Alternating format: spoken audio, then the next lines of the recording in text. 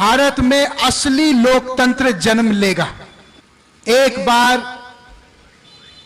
राम मनोहर लोहिया जी को किसी ने पूछा कि नेताजी, आप कांग्रेस के खिलाफ इतना क्यों बोलते हो? आप तो पंडित नेहरू के मित्र रहे हो, लेकिन आप उनके खिलाफ पूरा बोलते हो, ऐसा क्यों होता है?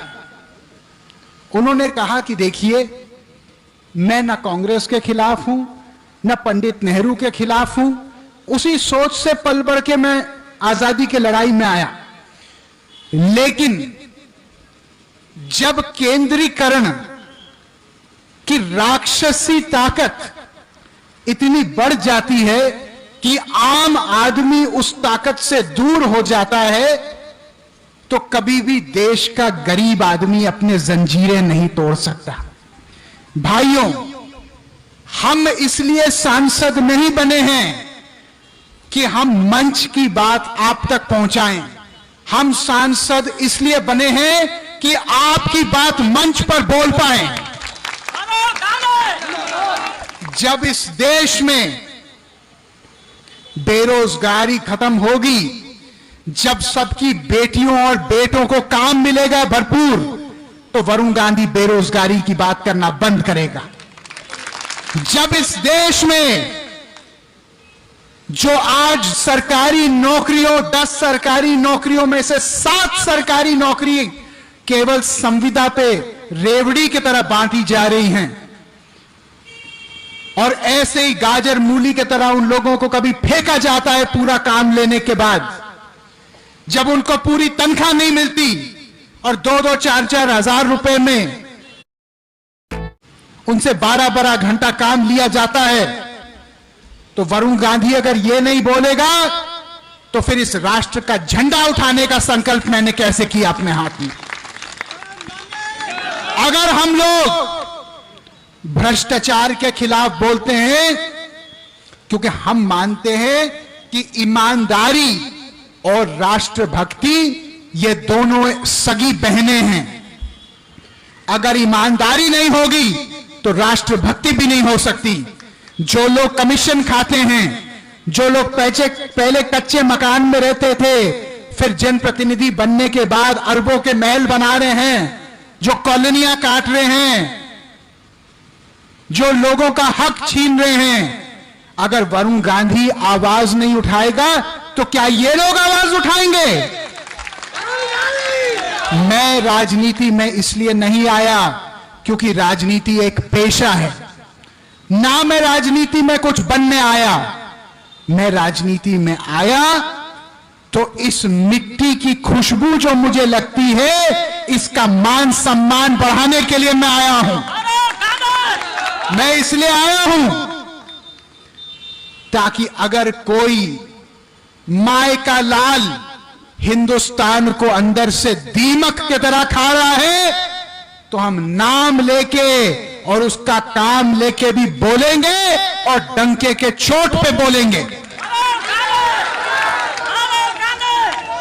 हमारे देश में आपके बाप दादाओं ने, आपके मां और दादियों और नानियों ने अपने कंगने बेच दिए, इस देश की आजादी की लड़ाई में अपनी हड्डियां तोड़वा दी, जेल की सजा काटी, सब कुछ अपना दांव पे लगाया, तब हमारा देश जाके स्वतंत्र हुआ।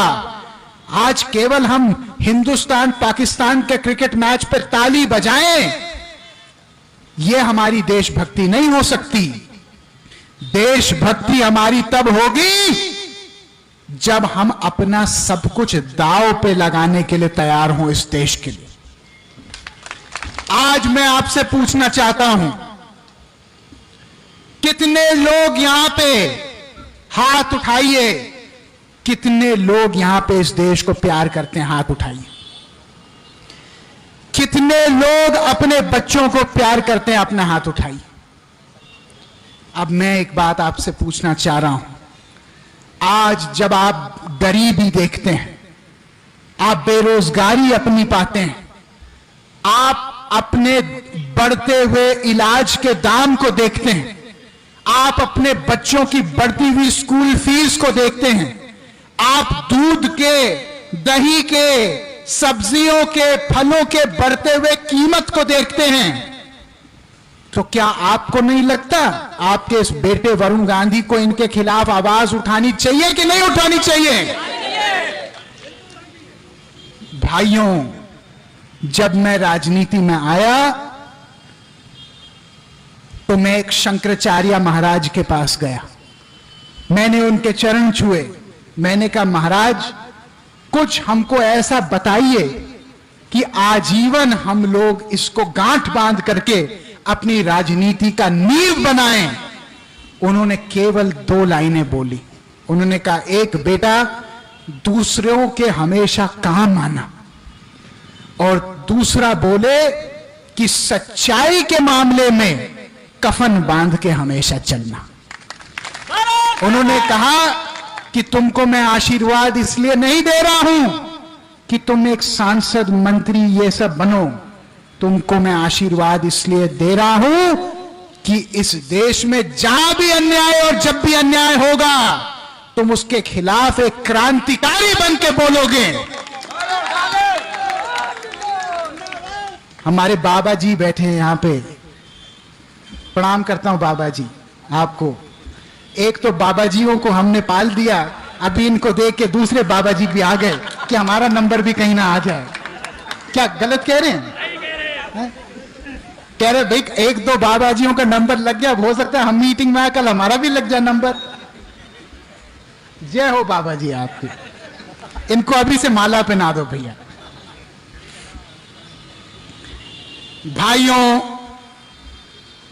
मैंने इस बार संसद में एक निजी विधेयक सदन के पटल पे डाला है, जिसको कहते हैं भरोसा भारतीय रोजगार संहिता, जो सरकार से यह मांग कर रहा है सार्वजनिक रूप से कि आज 1 करोड़ से ज्यादा सरकारी नौकरियां खाली पड़ी हैं।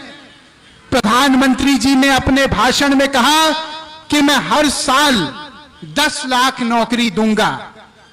मैं प्रधानमंत्री जी को धन्यवाद देते हुए यह कहना चाहता हूं कि आदरणीय 10 लाख नए नौकरी पैदा करने तो बाद का विषय है, पहले जो 1 करोड़ सरकार में खाली पद पड़े हैं उनकी भरपाई तो कीजिए, ताकि आने वाले समय में जो 5 लाख, 2 लाख, 50,000 धीरे धीरे धीरे बेरोजगारी खत्म हो।